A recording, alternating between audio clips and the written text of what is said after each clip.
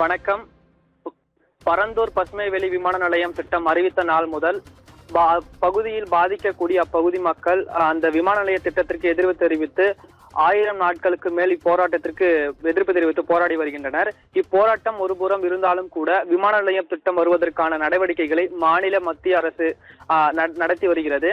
மேலும் குறிப்பாக மாநில அரசானது அந்த நிலம் எடுப்பதற்கான அறிவிப்பு, அதே போன்று நிலம் எடுப்பதற்கு அறிவிப்பு வெளியிட்டு அதே போன்று அதற்கான பண மதிப்பீட்டையும் அறிவித்து வருகின்றது. இந்த நிலையில் விமான நிலையம் பாதிக்கக்கூடிய பகுதி மக்களான பரந்தூர், கொடவூர், நெல்வாய் போன்ற சில பகுதியை சேர்ந்த மக்கள் பணம் கொடுப்பதற்கான பல்வேறு முன்னேற்பாடுகளை அறிந்து அதற்கான தகவலை கேட்டறிவதற்காக மாவட்ட ஆட்சியர் அலுவலகத்திற்கு வருகை தந்து மாவட்ட ஆட்சியரிடம் நேரடியாக பேசி அதற்கு கலந்துரையாடி பின்னர் நிலம் கொடுப்பதற்கான சம்மதமும் அளித்துள்ளனர்.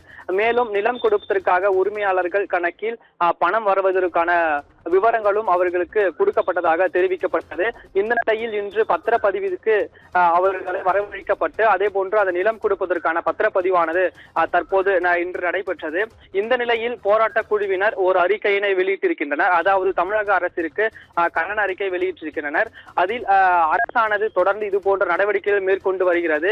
குறிப்பாக உரிய ஆலோசனை நடத்தப்படவில்லை, கலந்தாய்வு நடத்தப்படாமல் இது போன்ற அரசாணைகள் வெளியிடுவதும் அதே போன்று விவசாயிகளை வஞ்சிக்க செய்யக்கூடிய ஒரு செயலாக இருந்து வருகிறது என்று போராட்ட குழுவினர் தொடர்ந்து குற்றம் சாட்டி வருகின்றனர்.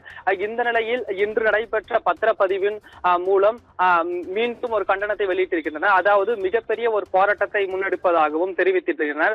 அனைத்து கட்சி சார்பிலும் ஒன்று கூடி அனைத்து கட்சியினர் துணையோடு மிகப்பெரிய ஒரு போராட்டத்தை நடத்தியிருப்பதாகவும் தெரிவித்திருக்கின்றனர்.